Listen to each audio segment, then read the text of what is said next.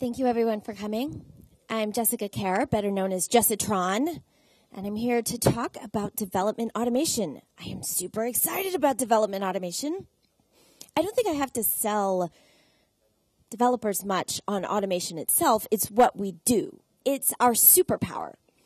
We help other people by making their work faster, making it easier for them to do the same things they already do. We also, with software, make things possible that weren't even possible before. So there's fighter jets that go so fast that a human can't pilot them alone. A human's in there setting the direction, but the perturbances in the air at that speed, a person couldn't compensate for them quickly enough to keep the plane stable. So there's programs that do that. Without software, we just couldn't move that fast. We couldn't build those planes. And also, with automation, we as a culture have made technically possible but completely infeasible things feasible. For instance, it's technically possible for me to take a cute picture of my kids and print 200 copies of it and mail it to all the people I know. But I would never do that. And I would never pay someone to do that. Yet Facebook is right there. And so why not? Yeah, I'll send that picture of my kids to 200 people. And this kind of thing, the making new things possible and also making possible things feasible, it changes the way we work. It changes our culture. Lord knows last year in 2016, Facebook definitely impacted the outcome of that election. So like it or not, software has an impact on our world. When we're talking about development automation, we have the opportunity to make our own world better. So another thing we can do is just take something that's perfectly possible and feasible and make it pleasant. Git log is my favorite example. When I switched from Subversion to Get, my behavior changed significantly because Subversion log, that's a thing. You can do it, but I never did it because it calls out to the server and it takes its time and it comes back with a list and I never used that. But Git log I use constantly because it's right there at my fingertips. It's on my machine. It's so fast that I can pipe it through grep and sed and do what I want with it. And I make a lot more commits and the log gets even more useful. So my behavior has changed. Oh, another example of from possible to easy is IRC to Slack. People are like, Slack is an overhyped IRC. No, Slack is a game changer because it's a sea change in how easy it is to do. Chat went from something that most of us could get working if we tried, and then we could learn all the little tweaky things. I never really got comfortable with IRC, and I've been developing for 20 years. There were hurdles to get over to be able to use it. Slack takes all of those away, and it's everywhere. It's on all my devices, and it's on everybody's devices because there's no hurdles to using it. And that's changed the way we talk to each other. So Slack is a great example of software as opposed to a program. There's a whole spectrum of automation from programs to software. So a program is something that is useful to you on your machine. You wrote it, you can run it. That's great. Those are really fun to create because they're fast and you know what you want them to do and you make them do it and then we're all happy. But to help other people, you need, to help the maximum number of people, then you go all the way to the other end of the spectrum of software, which runs on everybody else's boxes, and it has production data that's replicated, and it has security, and it has authentication, and it has whole teams of people just to figure out what we think it should do. It's thousands to millions of times more work, more expensive to build software versus programs. But apparently it's even bigger than that in impact, or they wouldn't be paying us to do it. So that software stuff, we're not going to do by ourselves. It's a lot of work. And the programs are really fun. There is a sweet spot, just a little bit past program, that is local automation. Like programs that you use and maybe your team uses, maybe adjacent teams. But they're written by the people who use them. And this is a sweet spot for a couple reasons. One, it doesn't take a whole team of people to figure out what to do. You know what you want to do, and you make it do it. Great. And you know it's going to be useful because you wouldn't be writing it otherwise. It also doesn't have to be perfect because if it falls down on a corner case, well, guess who it fell down in front of? You or one of your teammates, someone very close to you. So when a developer is running it, then every run is effectively a test because you can fix the bugs right there or fall back to manual processes. Either way, it doesn't have to be perfect, and so it's much cheaper, and it's also really fun. It's got the power of programs, and the feedback is very quick, and it makes our world better. So that's really cool. And that's a sweet spot in one more way, which I'll get to later. I work at Atomist, which is fun because we're developing tools for development automation. So like last year I worked at Stripe, which was great. Stripe is awesome. And they had a whole team of developers doing development automation, integrating Travis and GitHub and Slack and Jira and streamlining the flows so that there was more chance of us conforming to it. And that made our work easier, mostly. Everything that didn't involve Jira anyway. And that's awesome. That's great. But a company shouldn't have to have a whole team of people doing that. At Atomist, my goal is for that kind of automation to be doable by one person half time or a team of people just here and there when they get around to it by introducing like new primitives that make it really easy to do these common development tasks. So in this presentation, I'm going to talk about the why of development automation and then the hard question, the when. And in the course of doing that, the best thing to illustrate development automation is to do some development, right? So I'll have some live coding, and I'll show you the problem space. So this is the story. Exit. See these kitties? Okay, this is my toy app. It's a kitty survey, and you pick the kitty that you like the best, and you push vote, and then it tells you how many people have voted for that kitty since the service was last restarted, which was not very long ago. Right, so I can pick Grim again and vote again. But what I can't do is see any more kitties than these three. These are the fallback kitties, which the app puts up there if it can't retrieve any new kitty options. When I hit new survey, I get another error. It's a 404. It's not implemented. So that's what we're going to implement today. But first, the why.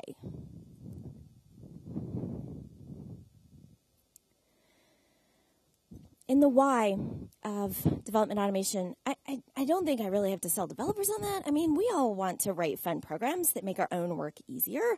That's not a hard sell. The trick is selling it to our managers, because our job is not to speed up our work. Our job is to speed up other people's work by creating software with teams and teams of other people. So a lot of these whys are actually reasons for you to give your managers or anyone else who questions spending time improving our own workflow. I've got 4 reasons, 3 of which are new/redefined words, and 1 precaution, something to watch out for. The obvious reason to automate is to save time. This is like the blindingly obvious one. But if you think that automation, the value of automation is the number of times I do things times how long it takes me to do that, it's way more than that. That is like trivial. Yes, you could predict that. But just take the simple thing of if it takes me 2 days to deploy a new service and I deploy a new service about twice a year, well, if it took me a week to automate it, I'd take a whole year for that to pay back. But the thing is, if it took me half an hour to deploy a service, I might deploy a new one every month. So that number of times we do it is highly dependent on how long it takes. And if we can make it easy, and not just easy, but also safe, like without risk, like a big part of automated deployments is that you're not afraid to deploy, because if you can automate deployments, you can automate rolling back. And so it's not scary.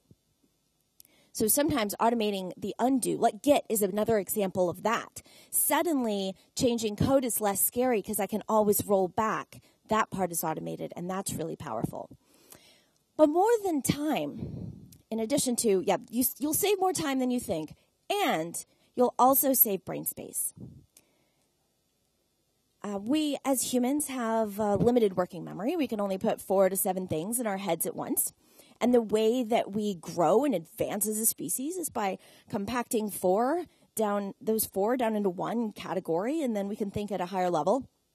This is a person says that civilization advances by extending the number of basically primitives. What is a primitive? For instance, in Git, I want to get my master branch pointing to origin master again so that I can like do diffs and rebases and stuff and generally keep up with what's going on.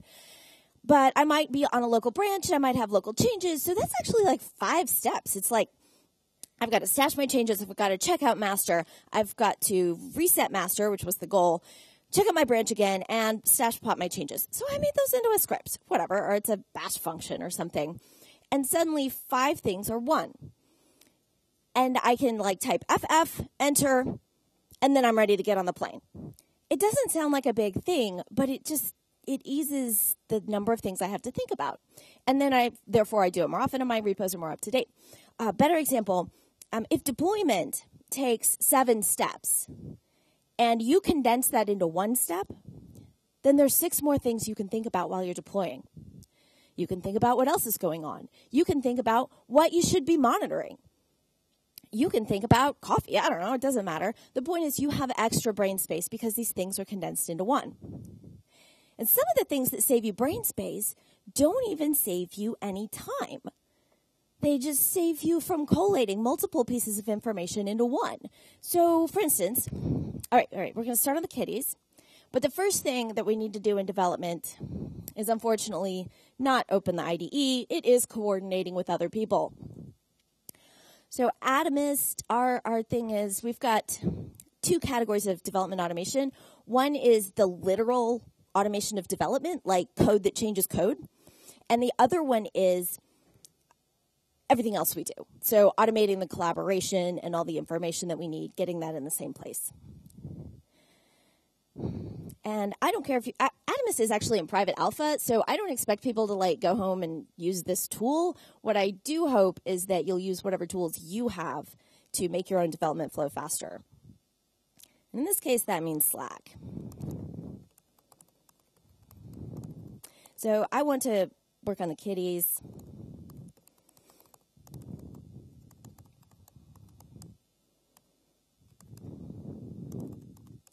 And I need to know if that's going to bother anybody on my team.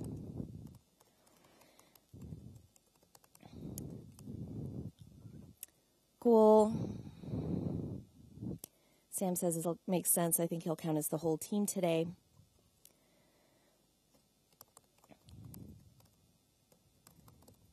Cool.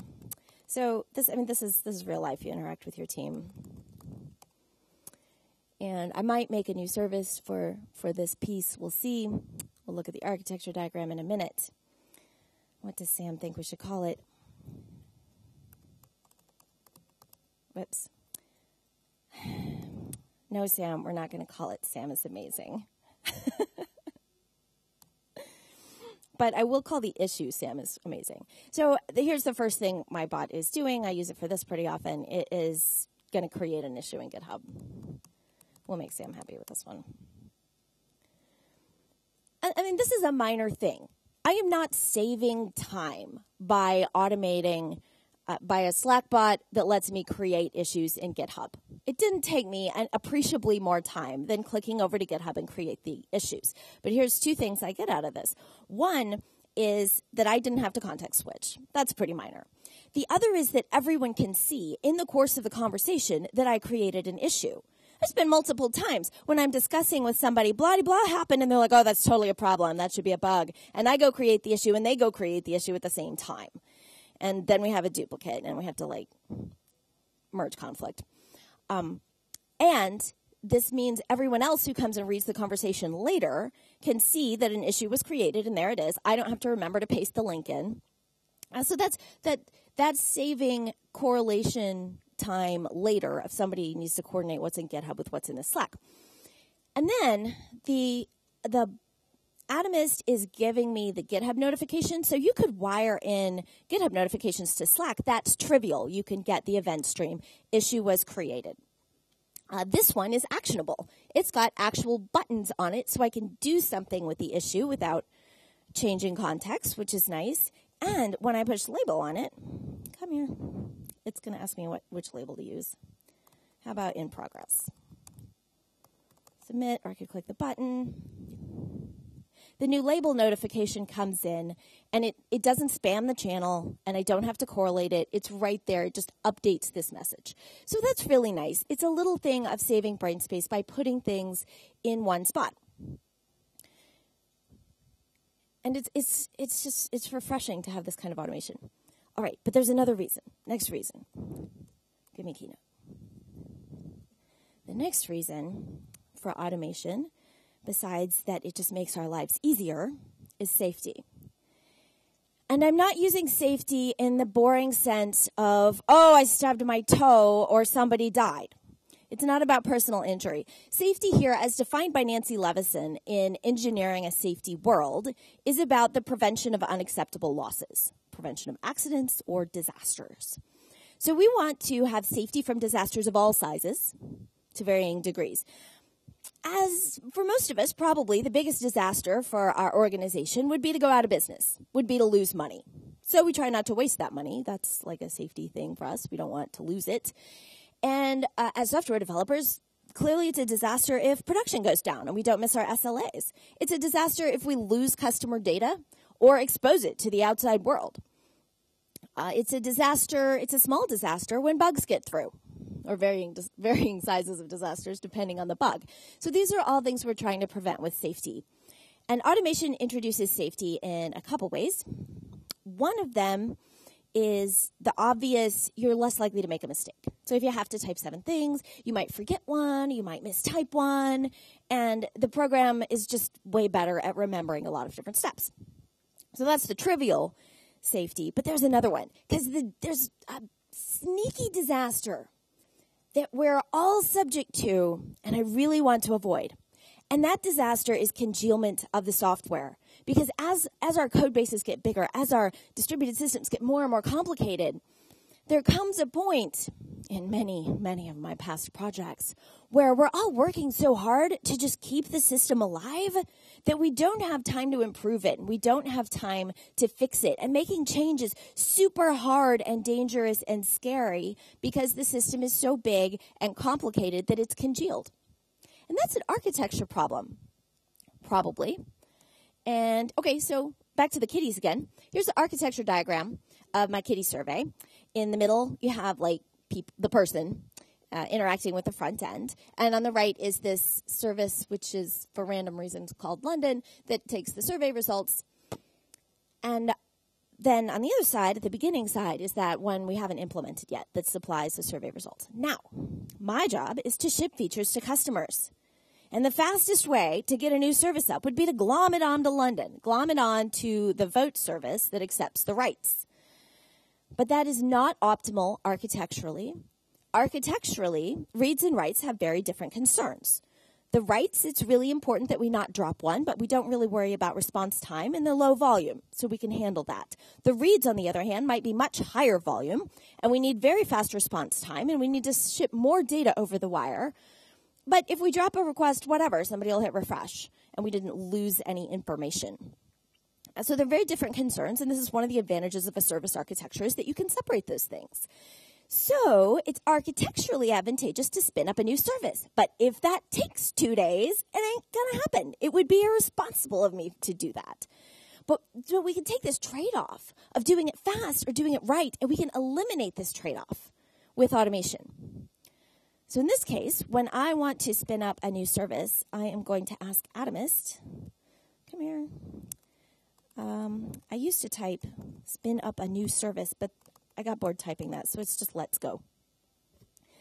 Atomist is basically a programmable bot, and I've got like little TypeScript programs that tell it what to do. And all I have to do is give it a project name. We'll call it NDC Oslo. Sorry, Sam.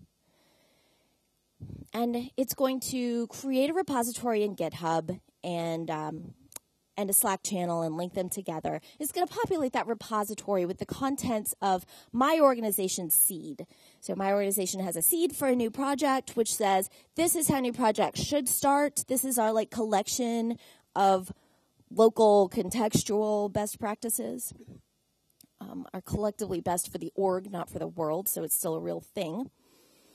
And that repository, so the generation process, of creating a new project, some people use templates and other people copy a project. And templates are a pain because they're not like actual code, and who wants to maintain them? But copying a project is a pain because then you need to like delete specific stuff from that project. So this is actually this is cut and paste and modify, except it's automated. So I copy a real working project and then like change the package and change the application name and do all the modify stuff automatically from a program. Oh, good, it appeared. So here's NDC Oslo. And I can clone it. That's not big enough, is it? I'm going to get NDC Oslo from Satellite of Love. That's my org. Now, get is another. This is like a trivial piece of automation. This didn't take me very long. It just CDs to the right directory, does the clone, and then CDs into the directory. The biggest benefit I've got from that is actually a safety thing. At some point, I was in some Atomist GitHub repo, like our public open source stuff, which this code editing stuff is all open source at the command line. You don't have to integrate with Slack. You can run it at the command line, and that's all in GitHub. So I was there, and I did a push to master accidentally. Oops. With like something that like it didn't even compile, I don't think. So I went and changed this piece of automation, this get that I use. So if I'm cloning an Atomist repo, it copies in a push hook, a get push hook that says, no, we're not going to let you push to master unless you define the environment variable. So I can still say, no, really, get push, but I won't accidentally get push to master. And because I had the automation in place, it was pretty easy to make sure every Atomist repo I have on my local machine gets that push hook, and I don't screw it up. All right. So I have cloned this. We're in NDC Oslo, and I can open it in IntelliJ. Okay, this part I have not figured out how to automate. IntelliJ still makes me click. What? We were in NDC Oslo. Where'd we go? Uh-oh. Come here. I've maybe created a few too many projects recently. If I open the POM, it'll work.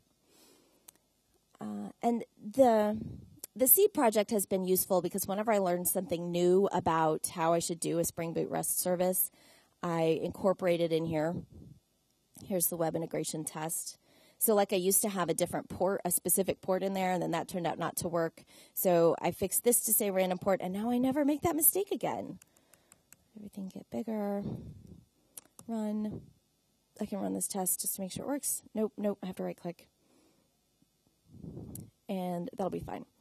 So now we have a repository, but the hard part is not creating the repo. I mean, yeah, this saved me a little time of like creating a repository in GitHub and copying a project. It's still nice, but the hard part of spinning up a new service is actually getting it into the CI system and into production and whatever deployment integration we need, which usually involves making changes in other places. And I'm going to go ahead and start this going.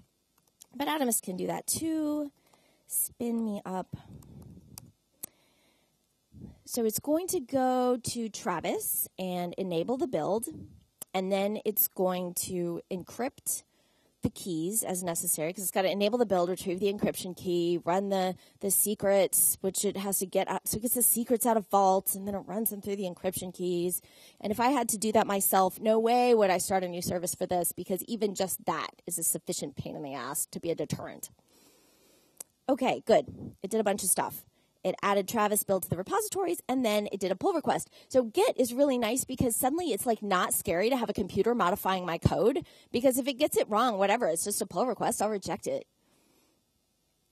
In this case, though, I'm going to accept it without waiting for the build to complete because I want it to finish before the end of this demo. So the merge notification comes in from Atomist instead of directly from GitHub, and it's like pretty and stuff, and it's got a merge button, so it's actionable. And then there's some push. Oh, and it's telling me it made a PR over here in this other repository, which this is the repository. Yeah, where's the merge? There should be a PR note. Oh, okay, there it is. There's the PR notification. So this other repository is where I define what gets deployed into my environment. And I'm going to merge that one too. Merge, go. And then I'll show you that environment. So this is what we're looking at. We've got the code on GitHub. There's a build in Travis, which is going to push stuff into the push Docker images into the Docker registry. And then this bottom part here is specific to my production environment, which happens to be a copy of Atomist production environment, but that's irrelevant. I could have done this demo like with Heroku and been like, you can do this at home, but I don't want you to do this at home. I want you to do it at work. So this happens to be our environment. I found, I've worked in deploy automation, and I find it really interesting, and I got excited about Skyliner, and then I went to recommend Skyliner as deployment automation, and just that day I got the email that it was dead, that company is closing. And I've decided that deployment is really quite personal. I don't think anyone can sell you a automated deployment build pipeline unless you're starting from scratch, because everybody has legacy things that we need to deploy. So this is why that local automation is so important. No one can write that for you. People can supply tools, Git and GitHub, for instance, and Travis can supply, or TeamCity and these others can supply the primitives for doing continuous integration, but we have to write our own build scripts because every system is different. Okay, so Atomist integrates with these things, and then rather than add yet another place where you can go to look for information, we use Slack as the UI entirely. Slack, it's the new command line, except that everyone can see what you're typing, which is really great for coordinating. A little scary sometimes. Okay, so let's see about those messages again. What did we get back? Whoops, there's the kitties. Okay, so we did a merge here. I like this because that one command line modified two totally separate projects. So this is abstracting an operation at higher than the project level. If we're going to automate changing code, we're not limited to changing it in one repository at a time. And, oh good, our build is starting. So here's another example. Yeah, the commits came in on master, and a build is started on Travis. And Atomist is also backed by a graph database. So some of this automation is, there's pieces you can do in a bash script and by yourself, and then there's other pieces that are really hard. So we have a graph database that the commits and the builds and stuff go into. So when that build notification comes in, we don't just spam the channel and make people correlate all of them. That's what we used to have at Stripe, was just all the information came into the channel, but you had to use your brain to correlate it. Here, it just puts it up, and when that build turns green, when it's finished, oh, I hope it turns green. This demo, by the way, depends on conference Wi-Fi, GitHub, Travis, Atomist bot, and my production environment being up. So it's so far so good, and I'm pretty happy with that. So once that build turns green, it will update this message, and it becomes like a little dashboard. And I'll also, well, no, I won't get a button because the deploy will happen automatically if it works. And then we'll have a service spin up, and that'll be great. Now, the safety aspect of this, was I on safety? Yeah, is that I didn't screw it up because it's all automated, and I didn't have to remember how to do it. And when someone new joins the team and they're like, how do I deploy a service? I can say, you say, Atomist, let's go. And you give it a name, and then you go look at it. And if you're happy with the code, you say, or probably you implement some stuff locally, realistically.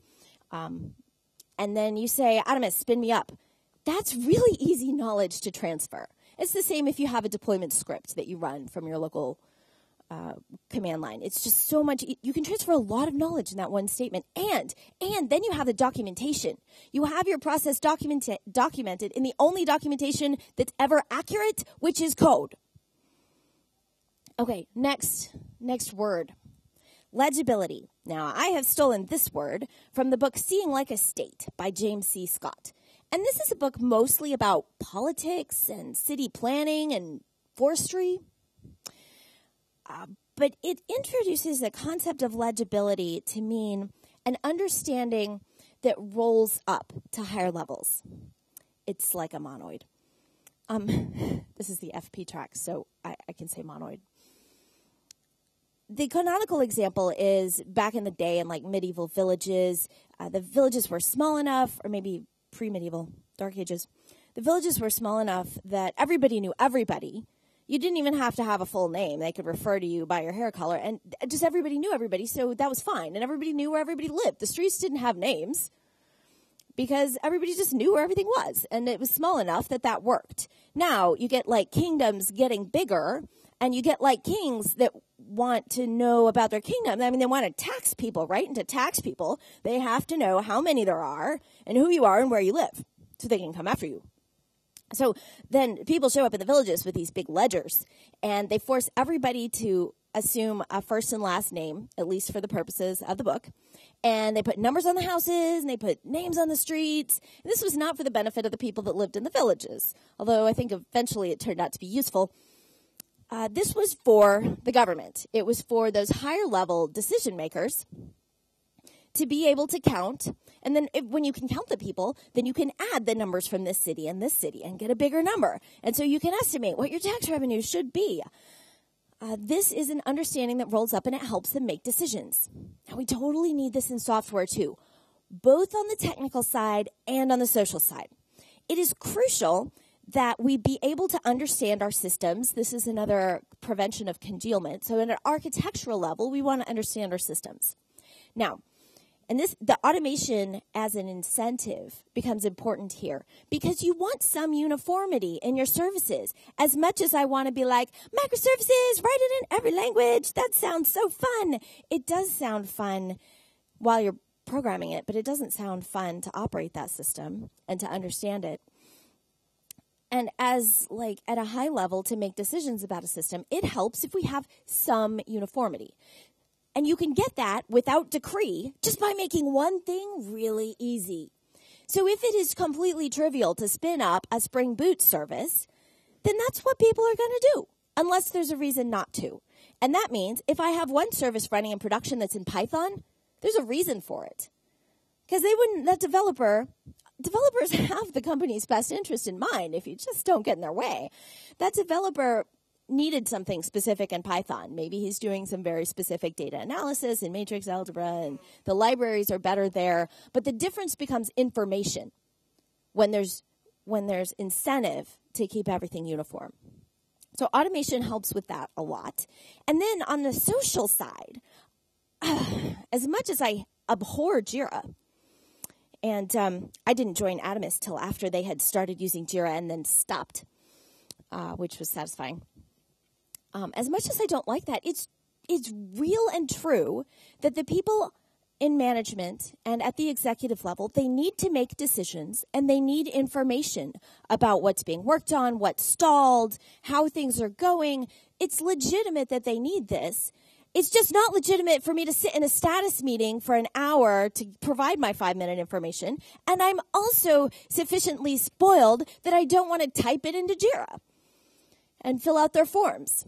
Those drop-down boxes and those required fields, they roll up. You can run reports on those drop-down boxes and required fields. So the other way to get this information is by providing automation that's useful and then hooking into it.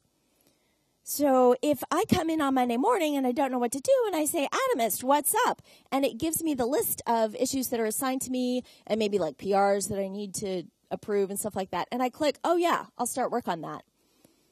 That's information that whoever writes the automation can plug in and send to Jira or wherever. And it's not getting in my way. In fact, it takes away the trade-off of knowledge versus pain in the ass by being useful and providing the information where it needs to go. So legibility, it's a legit requirement. Speaking of uniformity, let's see how that build went. Aha, yes, pod started. So we should be able to curl it. Let's see if we can see it. Curl survey.atomist.com/NDC Oslo. And this should just say hello world. Yes, hello REST microservice world. Okay, that is the default. Great. Next, we want to add the endpoint that's actually going to do something. Atomist, add endpoint.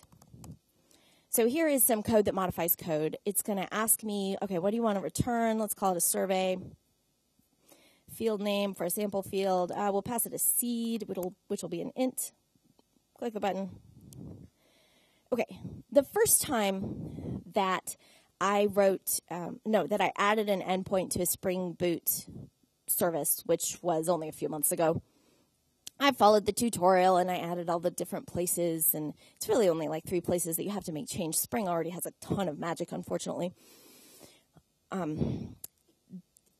But still, I followed the tutorial and I did the thing. The second time I added an endpoint, I said, aha, I think I remember how to do this, but let's find out. And I wrote code to do it.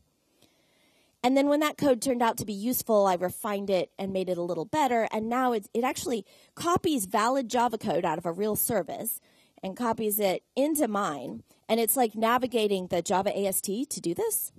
So I learned something about the Java AST as I'm doing this. And I can like dig around in the class and get the method. This is the open source part too. And then I can go stick the method over here inside this class. And then I can do that for like, I think I made a new controller, but I stick the method in for the test, and then I generate a Java bean, which the IDE can do, but this way it's lumped in with all those other operations. So I've made add REST endpoint into a single operation instead of 3, and I get a pull request. Did I get a pull request? I did. It says the branch is add survey endpoint. Okay, I can do that. Check out add survey endpoint. Oh, man. Oh, fetch. Right. And then we can go implement our endpoint. It did it. The demo gods are with me so far. Okay, I have a compile error. This is fine. So this illustrates that when you're writing automation for yourself, it does not need to be perfect. My program, my code that modifies code, my editor here, assumes that type was a string and it just gives it an initial value of a string. And I could put in a special case for int, but I don't have to. I mean, why? It's not like I'm going to screw this up. The compiler is telling me about it right here. It's plenty good enough for my purposes. I probably want to change that initial value anyway. So I don't have to make it super complicated. I don't have to handle all the corner cases because the only one who's going to be surprised is me. And I can decide. Does this bother me? No, it doesn't bother me. I will just take out these quote things, and then this is actually, it's kind of convenient because it takes me to exactly the code I wanted to modify anyhow. Auto import. Okay, but what I actually want is to make sure I get back 3 kitties. I should get 3 from result, get body. Okay, a survey should have some options. Options should have a size, and it should be 3. Semicolon. We're in Java. Okay. And that we can implement that. I'll have to go into the survey. Here's a sad little Pojo, but I'm going to replace it with one with more things. Oh, and that survey option, that's defined in a library, so I need the POM. Yeah, that. And I can throw a dependency in here. Survey source. And this is my little library, which I can illustrate something with that in a minute. All right, you can import that, and now we have a survey with survey options, and if we go to the controller, it's going to be angry. Survey controller, so we have a new controller just for this one, and it is currently returning a very boring survey with just a seed, which doesn't even work anymore, and we will have it return a better one that uses the library to retrieve some random kitties, and we're good. See if the test passes. We might have implemented this already. So I get to focus on the actual business problem, the what do I want these surveys to contain, which is 3 kitties. And then my library, this is fun. While we're talking about legibility, over here in Slack, come here. I can go to that survey source channel and I can say, hey, Atomist, who uses this library? And what version are they on? And Atomist knows how to navigate through the tree of from my GitHub org to all the repositories to anything that has a POM, and then it retrieves each of those POMs and digs around in it to parse this library. And I see I have 2 on an old version and 2 on, is that the current version? I should add the current version here. Whoa, Atomist. Okay. I think it's just report version. But I can do that to this repository too and say, oh, Okay, I have a bug there. Oops. Oh well. But I did get the version right. And that's fine. I can choose to fix that bug now, or I can wait until it bothers me again. That is up to me. But it's not bothering anybody else because it's local automation. All right. What did we get? Did our test pass? They did. We can commit and push this. We have implemented it in the conveniently created branch. We can push it. That's going to pop up over here. That build failed because I don't know why that build failed. Oh, no, compiler. Of course that build failed. It was supposed to. But now I'm going to cheat and hit merge on this before the build completes because I just want it to go. And back to Keynote. More reasons. There is one more reason, and it is my favorite reason. This is my favorite justification for why, understanding that rolls up, for why development automation is valuable. This word I have stolen from the Journal of Organizational Psychology. It is generativity. And at least in this particular article about executive teams, executives are also systems builders, so I think they have a lot in common with developers. Generativity means your team's output with you compared to your team's output without you, as opposed to personal productivity of what you individually did. Because it is not about me. It is about the whole organization. It is about the value that we can create together. And that's a very different focus from comparing people on individual productivity. How do you make us better? That whole 10x developer garbage? I'm sorry, if you have a 10x developer on your team, or even worse, if you are a 10x developer compared to the other people on your team, you are doing it wrong. Because you need to be transferring that information. If there's that much disparity, most of the productivity really comes out of familiarity with the existing system. That's when you get really snappy productivity, and it's the person who has all that tribal knowledge that's super productive. And if you are that person, you need to be sharing that knowledge with the people on your team, not hoarding it. So I have seen 10x developers, clearly, and they were assholes. Because they were hoarding, deliberately keeping the developers out of the meetings with the other developers out of the meeting with the customers. However, you can be a 10x developer as a team. I mean, you could be, maybe your team could be 3x. When we all support each other, you could be the person who doubles the output of your team by helping with collaboration, by automating the stuff that gets in people's ways so we're not stuck with mistakes. Spending some time on automation, that local automation that is shared with your team, maybe adjacent teams and not much farther, is incredibly generative. It helps everybody. And remember that part about how it takes whole teams to figure out what the software should do? We don't have that problem when we're doing local stuff. That's because if I'm going to automate somebody else's work and do a great job at it, I have to really understand their work. And when I automate my own work, I find that I get a much stronger understanding of my own work. I really have to think about what does it mean to deploy this? Do I really need this step, or could I go about it a different way? I learn about the AST into my language.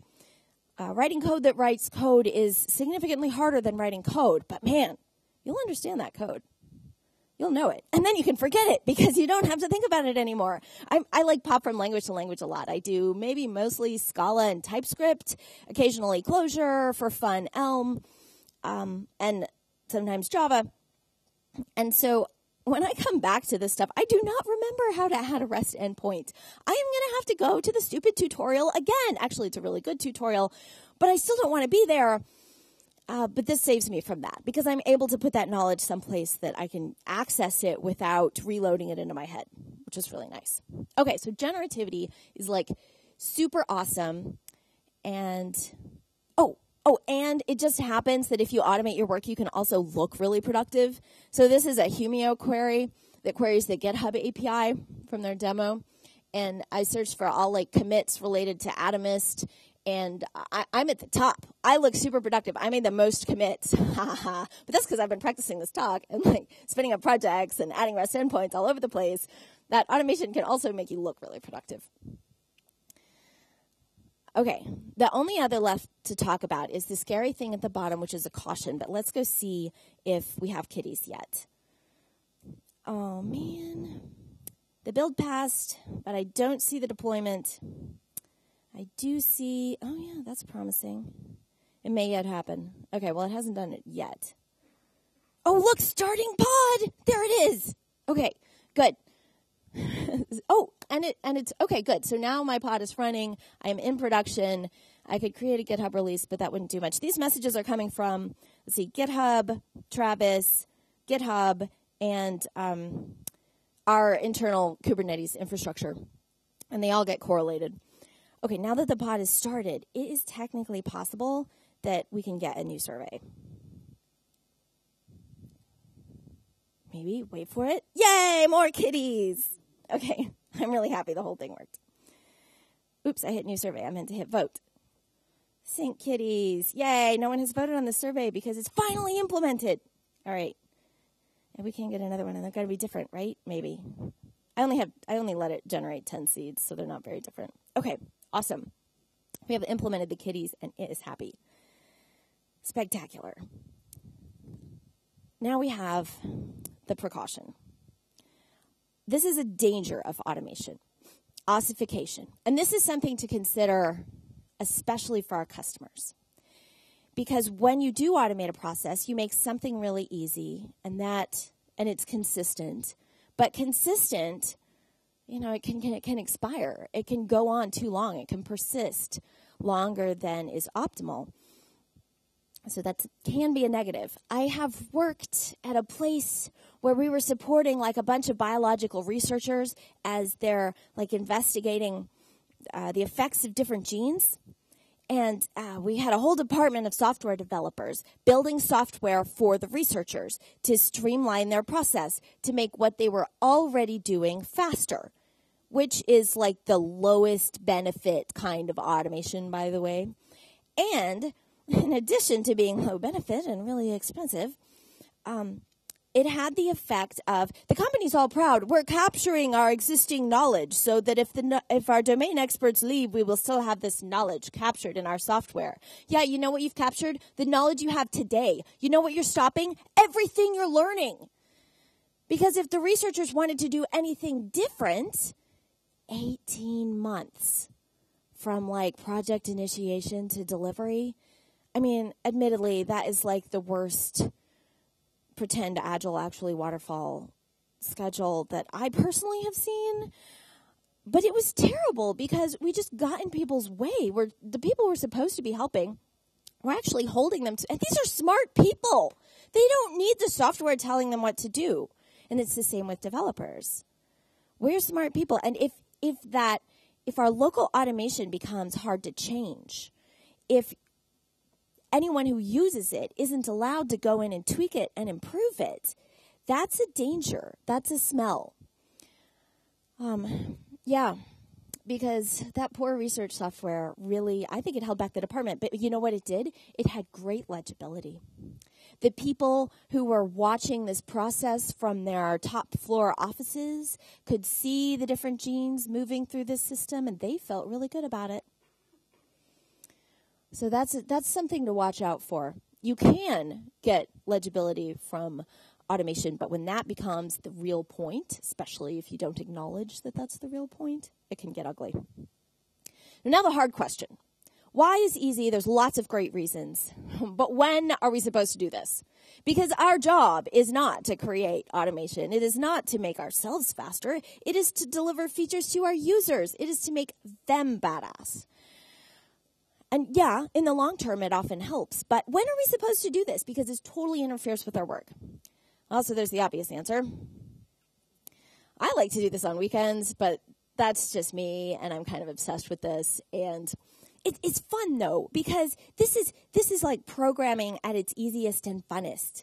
Like, I think sometimes we get excited about the latest new programming language we use because it's really fun to write things in Elm, in my case. But that's because all the things I write in Elm are really simple and only need to run on my computer or maybe in GitHub Pages. And they don't have to be like good UX. I'm very much a backend developer, as you can tell by my kitty survey UI. But it's fun to do this. And once in a while, I'll sit down on a Saturday and I'll start with just some little task. And then I'll be like, ooh, how can I make this easier? Ooh, how can I make it easier to make this easier? And I totally wind up writing code to write the code that modifies my code. And I find this really fun, but it's an exploration. So, if you're into programming in your spare time, this is a great thing to work on. But nobody should have to. So here's some excuses for during the week. When you make the same mistake again, so at this point, you can justify the automation with, look, I just screwed this up again. It cost me some time and a lot of frustration, and it might have been dangerous. It might have endangered other environments, especially if you brought down the dev environment, and then you've cost everybody time. So that's a great time to automate stuff. And do it in a time box. So the second time I make a mistake, the first time I just feel stupid. The second time I'm like, okay, it's probably not me. This is actually hard. I bet other people make this mistake too. If I'm feeling brave, I ask them. So I'm like, okay, I'm going to give it 15 minutes. And I can write, a bash function or a shell script or it's just something really simple. And can I solve this problem for me in 15 minutes? And if it doesn't work out, I'm out 15 minutes. Big deal. This limits the cost of trying something. But you're probably going to get some benefit, and you might get a huge benefit in the long term. You don't know. Oh, it moved. So when you learn how to do a thing, right, like I said about the Spring Rest stuff, that's a great time to automate it because you'll really figure it out, and you won't have to remember it again. Did I miss one? No. And again, you can time box that because if it turns out to be really hard to automate and not worth it, then you've lost a little bit of time, but you've gained that knowledge too because you've put that thought into how to do the thing. You'll remember it better next time. It's like writing down directions. I can write down the directions and then throw the paper away because once I've written them down, they're in my head. And the second time, if I can't do anything in 15 minutes, then the next time I make that mistake again, I'm like, okay, I'm going to give it an hour because it's clearly useful. And proceed as such. Another one is when you notice that the incentives are skewed, when you notice that you're making a trade-off where you're sacrificing the best way to do it for the quick way to do it because your job is to deliver features. Now, that's the right thing to do in a lot of cases, to compromise on architecture or code quality until you at least find out whether this thing is even going to be useful, because a lot of things never make it into prod. However, if you can eliminate that trade-off entirely with automation, that would be awesome. So when you get to that point, you're probably in a hurry that day or you wouldn't be making this trade-off. But think about it and come back to it when you have a hack day or it's a Friday afternoon and you don't want to start anything boring. And that's a flag that there's a possible really high benefit to the automation if you can pull it off. And then there's the end game of if they make you report your time in a third system and you're like, are there other jobs out there? Well, you automating that for a day or two is going to be cheaper to your company than quitting. That's my theory. Also, they deserve it. And then I can give it to my coworkers and make real friends. This incentive thing. So when you want someone else to do something, then just make it really easy for them, and then they won't have any excuses. So right now, the kitties are up on GH pages, right? That was the easiest place to deploy them. But really, I should figure out how to get that in a Docker container and deploy it in survey.atomist.com. But until then, I have to have this don't restrict cores, this cross-origin header. So the first time I learned that I needed a cross-origin header, I went back and added it to my example REST service. So now I never forget anymore. But I still need that piece of code in there, which is disappointing. So in my controller, this cross-origin annotation. So now all my code has this. As a security person, once this app does get deployed out of survey.atomist.com, I don't want cross-origin wide open anymore. I still want it there for local testing, but I want it restricted to local host. So I could, new security policy, everybody must change their cross-origin headers and add a task to everyone's plate and generally nag people and be perceived as a bully, whether I am or not. Or I could write code to write the code for them. And this particular one happens to be pretty small. So here's one of my little code editor programs. They're all in TypeScript. And it says I'm going to edit this project, and I'm going to dig around in it, find all the files under source main, and if they end in Java, I could do this with like AST and analyze the annotations, but why? It's a search and replace. So I can do that search and replace, and then I can set the commit message. And this is running on Rug, which is Atomist's code that edits code tool, and I could do this I could publish this like to a local repo, and everyone in my company could run it at the command line. Would be a little easier for them. But if I have Atomist in my Slack, then it's much easier. I can just say Atomist org wide edit time. I have written that editor. I have published it, and it wants an editor name. I called that restrict course. I've also used this to like change the Docker files. Like change the JVM arguments inside all my Docker files across my organization. Oh, it wants me to name the branch. Okay, this is going to be called Be Nice. Okay, so in that case, I gave it a branch name and told it with it. And it's running it on every repository that it knows about in Satellite of Love. And a lot of those are going to result in no changes because they're not Java projects, and that's fine. I happen to be in a Java project, so my PR just came in. And now it's a pull request. And after the build succeeds, I can run it. I can do that with my library too. If a survey source, I can say like release library. And this is not going to complete in the next 3 minutes. But this will upgrade the version of my library on master. And when that build finishes, it will make a branch in all the projects that depend on my library. And that branch will upgrade to the new one. And then if that build succeeds, it'll make a pull request. And if it doesn't, it'll create an issue. And then I can track that. I can track which ones have upgraded. Okay, look at all the happiness. Lots of PRs. Last one is pretty interesting to me personally. Developers have a reputation for, if you give us an easy problem, we'll find a harder one and solve that instead. Because we like to think. We enjoy thinking. But what I can do is I can keep that hard problem outside of my code. I don't have to add a bunch of libraries and abstraction inside my code and make this tricky for the people who come along later. And I think it's clever, but I'm wrong.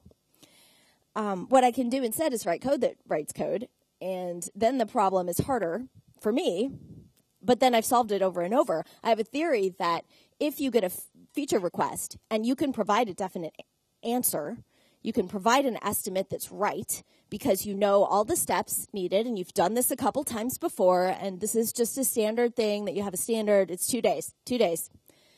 If you can provide an estimate, a solid estimate, it should be an hour. Because if you actually know what all needs to be done and you've done it before, well, automate that. How long does it take for you to run the editor and click merge when the build passes and the deploy just happens? I think estimating anything else is always going to be a made-up guess because we are creators and we've never created that thing before. We can try, but if you really know, then you could automate it. So there it is, local automation. It helps your whole team. It makes everybody safer. And it can even help people understand what's going on in the company as a whole. I'm Jessitron. If you are interested in Atomist, you can request access to the pre-alpha, but also just Atomist Rug on GitHub for the open source stuff. A couple book recommendations. And thank you. Go forth and automate.